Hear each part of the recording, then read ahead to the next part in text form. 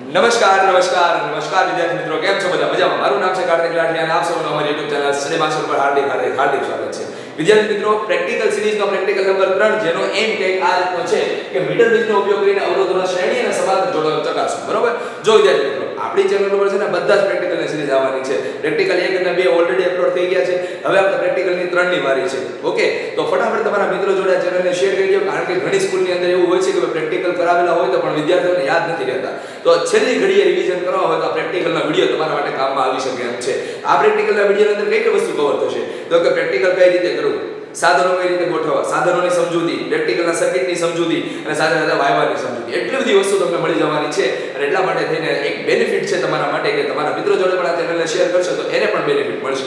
Clear? ચાલો હવે વાત કરવાની છે પ્રેક્ટિકલની. તો આ પ્રેક્ટિકલ વિશે તમને બધાને ખ્યાલ છે, આગળનો પ્રેક્ટિકલ તો એ જેવો જ છે, માસી બાજે ચોર ચોર ચચરે ભાઈ. પણ હવે છે ને ફરક એટલો છે કે અહીંયા આપણે જ્યારે એક અવરોધ જોડતા હતા ને એની બદલે આપણે બે અવરોધ જોડવાના છે. બરાબર છે? બે અવરોધ શા માટે? માનો કે આ 5 ના અવરોધ છે, તમને કેટલાના છે? 5 ના અવરોધ. તો બંનેનો ઇક્વિવેલન્ટ રેઝિસ્ટન્સ થાય 2.5. એ સૈદ્ધાંતિક છે, પણ મારે પ્રાયોગિક ચેક કરવાનું છે કે ભાઈ એનો સાચે 2.5 જવાબ આવશે કે નહીં. બંને શ્રેણીમાં હોય તો બંનેનો શ્રેણીનો અવરોધ થાય 10 ઓહમ. તો મારે સાચે અહીંયા 10 ઓહમ જવાબ આવે છે કે નહીં એ ચેક કરવાનું છે. ક્યાંથી ખબર પડે? કઈ રીતે ખબર પડે? તો એનો સિદ્ધાંત છે વિસ્ટર બ્રિજ. બરાબર છે? વિસ્ટર બ્રિજની અંદર R1 R2 R3 અને R4 આપેલા છે. ક્લિયર?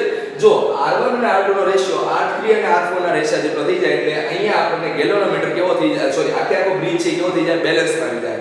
અને ગેલોનોમીટરમાંથી વહેતો પ્રવાહ કેવો થઈ જાય? 0 થઈ જાય. તો સેમ ટુ સેમ અહીંયા આપણે શું આપેલું છે? એક લંબાઈ આપેલી છે જેનો અવરોધ છે કઈ. ઓકે, આ આપણો R1, આ R2, આ R3 અને આ R4. સપોઝ કે તમે આ રીતે સ્લાઇડ કરતા આવ્યા અને આ પોઈન્ટ આગળ આપણો પ્રવાહ 0 થાય છે તો આ પોઈન્ટ આપણે નલ પોઈન્ટ કહેવાય. તો આ સાઈડનો અવરોધ આપણો R3, આ સાઈડનો અવરોધ આપણો R4. હવે આ બંને અવરોધ જો એકબીજા હારે મેચ થઈ જાય, આ બંને અવરોધ એકબીજા હારે મેચ થઈ જાય, રેશિયો મેચ થઈ જાય એટલે ગેલોનોમીટરમાંથી વહેતો પ્રવાહ કેવો થઈ ગયો? 0. સિમ્પલ વસ્તુ છે. ચાલો તો હવે આપણે એ જોવાનું છે કે ભાઈ આ પ્રેક્ટિકલ કરવો કઈ રીતે. ઓકે, અને હા મેઈન વસ્તુ એ છે કે અહીંયા રિઓસ્ટેટનું કામ શું છે?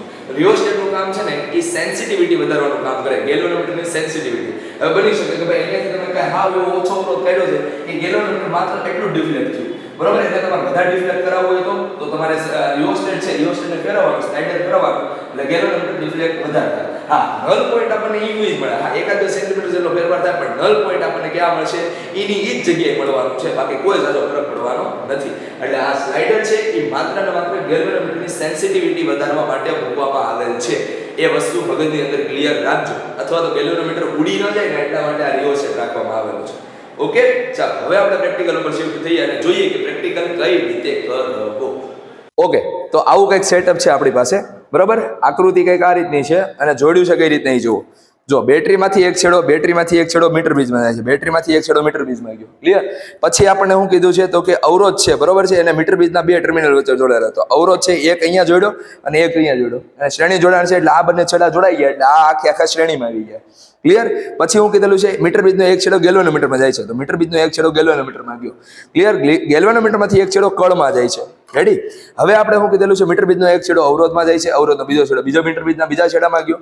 પછી છેલ્લો છેડો જાય છે એ કળમાં. ક્લિયર? કળમાંથી રિઓસ્ટેટમાં, રિઓસ્ટેટનો ઉપરનો ભાગ છે, કળમાંથી રિઓસ્ટેટનો ઉપરનો ભાગ અને રિઓસ્ટેટમાંથી નેગેટિવમાં. મતલબ કે આપણે જે રીતે સર્કિટ દોરેલી છે એ જ રીતે સર્કિટને જોડેલી છે.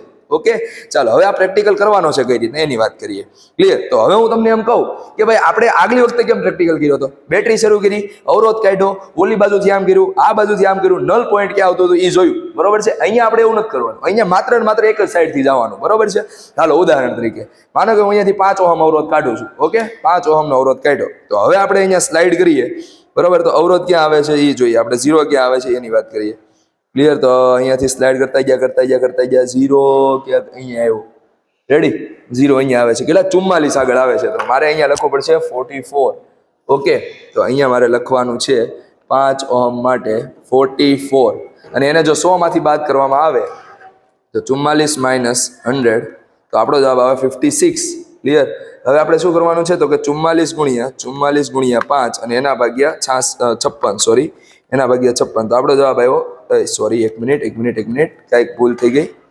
એક જ મિનિટ. આ છેડામાં કઈ ભૂલ નથી ને? અહીંયાથી આમ ગયો. ઓકે, આ છેડો બરોબર છે, આવડો આ છેડો બરોબર છે, આ છેડો બરોબર છે. Okay, ready. એક જ મિનિટ હો, ફરીથી આપણે ટ્રાય કરી જોઈએ. ઓકે, અહીંયાથી આમ ગયા સ્લાઇડ બરાબર. ઓકે 44 જ આવે છે ને, તો 44 ગુણ્યા 5 અપોન 56. ઓકે 44 ગુણ્યા 5 અપોન 56. ચાલો તો આપણો જવાબ આવ્યો 3.92. ઓકે, તો એ જવાબ પણ નહીં, કારણ કે અવરોધ આપણો 5.7નો છે ને, બંનેનો સરવાળો કરો એટલે 11.4 જવાબ આવવો જોઈએ. ઓકે, થોડું કનેક્શન જોઈ લઉં. બરોબર, કનેક્શનની અંદર કાંઈ ભૂલ નથી ને? કનેક્શન અહીંયાથી કેટલાનો 5નો જ અવરોધ કાઢેલો છે ને? ઓકે, કનેક્શનની અંદર કોઈ ભૂલ નથી. ચાલો હવે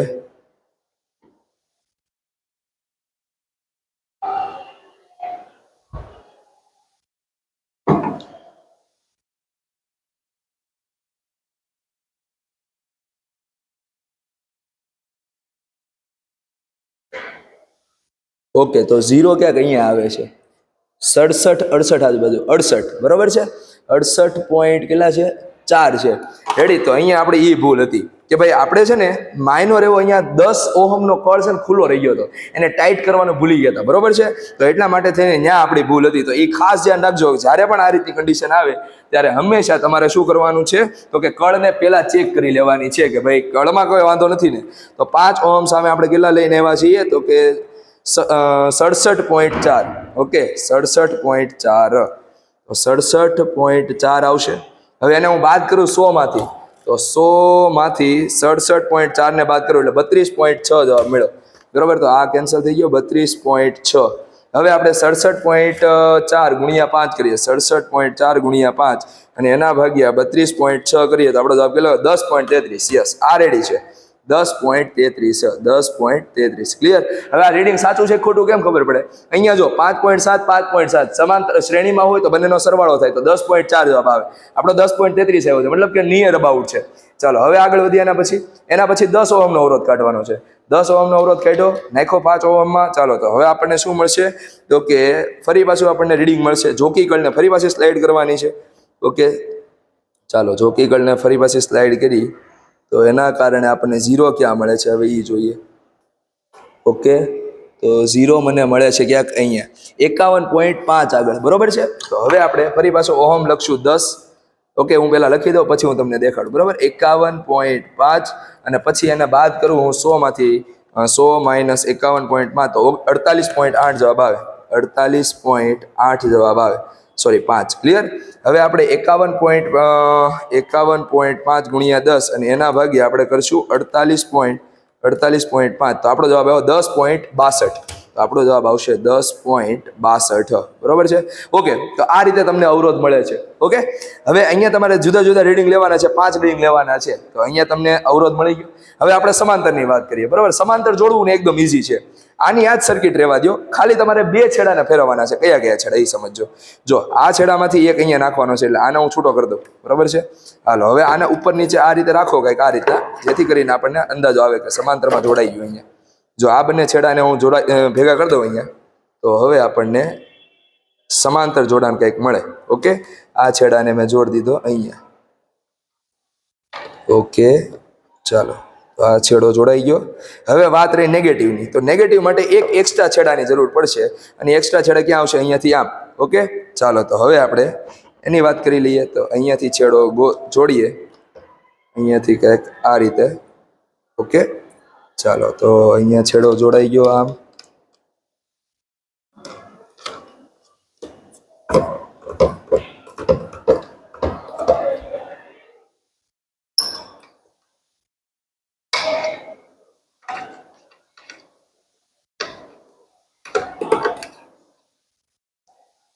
ઓકે, તો હવે આપણું સમાંતર જોડાણ કમ્પ્લીટ થઈ ગયું. જો સમાંતર જોડાણ માટે શું શરત હોય, તો કે આ બંને છેડા મીટર બીજમાં જવા જોઈએ, આ બંને છેડા મીટર બીજમાં જવા જાય છે. તો યસ, સમાંતર જોડાણ થઈ ગયું.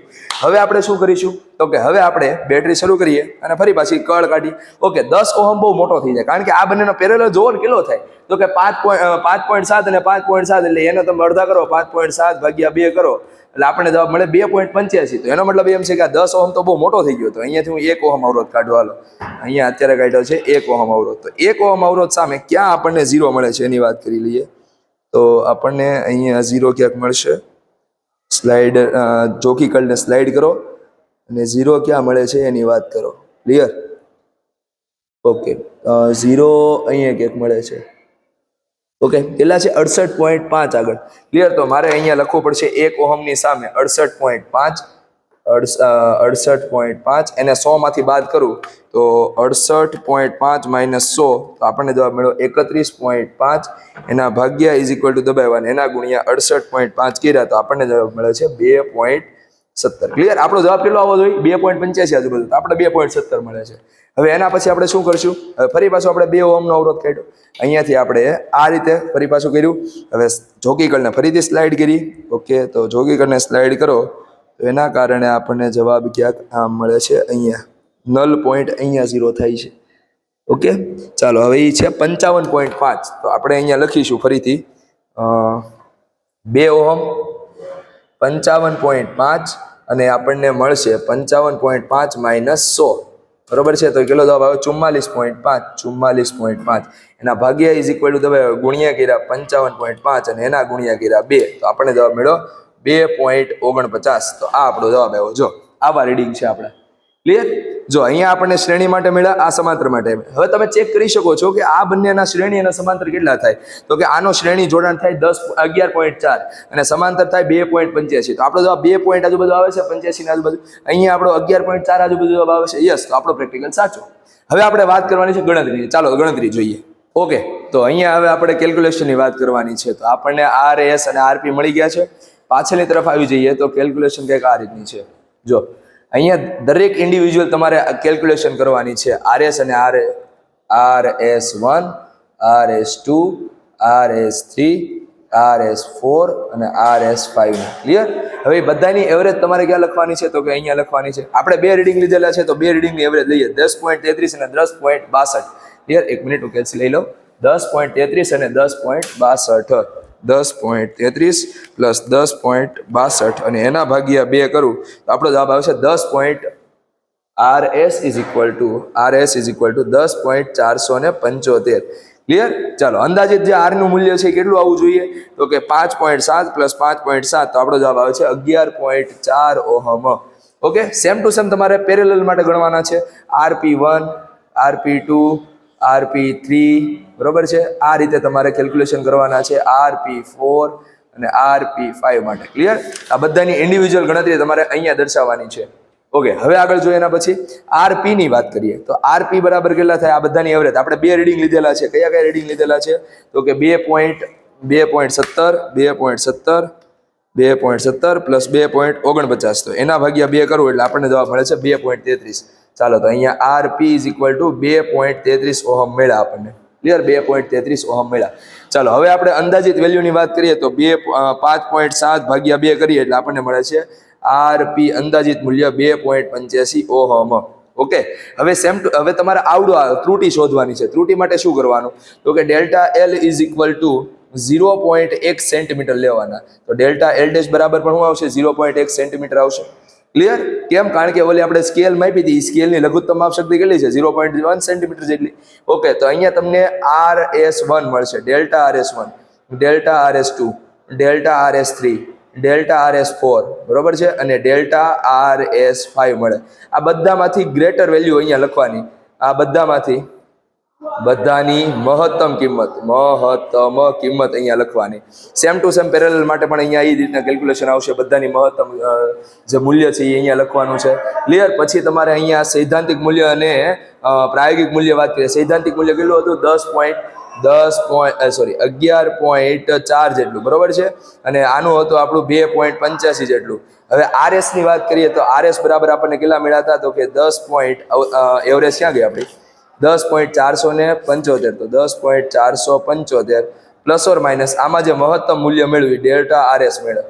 ક્લિયર? પછી આપણને RP ની વેલ્યુ કેટલી મળી? RP ની વેલ્યુ તો કે RP ની વેલ્યુ આપણને મળે છે 2.85. Okay, sorry 2.33. તો 2.33 plus or minus delta RP ની જે મહત્તમ વેલ્યુ મળે છે એ તમારે લખવાની છે. ઓકે, તો આ રીતે આખો પ્રેક્ટિકલ કમ્પ્લીટ થઈ ગયો. ઓકે, તો આઈ હોપ કે તમને આ પ્રેક્ટિકલ સમજ આવ્યો હશે. જો એવું હોય ને તો તમારે શું કરવાનું છે, તમારા મિત્રો જોડે આ ચેનલને શેર કરી દેવાની છે. બીજું કાંઈ કરવાનું નથી. લાઇકનું બટન દબાઈ દેવાનું છે અને પહેલી વાર ચેનલ ઉપર આવ્યા હોય તો સબસ્ક્રાઇબનું બટન દબાઈ દેવાનું છે. બીજી વસ્તુ એ કહીશ કે ભાઈ આની અંદર જરા પણ તમને ડાઉટ રહેતો હોય કે ભાઈ કોઈ કમ્પોનન્ટ નો તમને સમજાણો હોય તો એના માટે નંબર છે 9510871590. આ નંબર ઉપર તમે બે ધડક ગમે ત્યારે કોન્ટેક્ટ કરી શકો છો.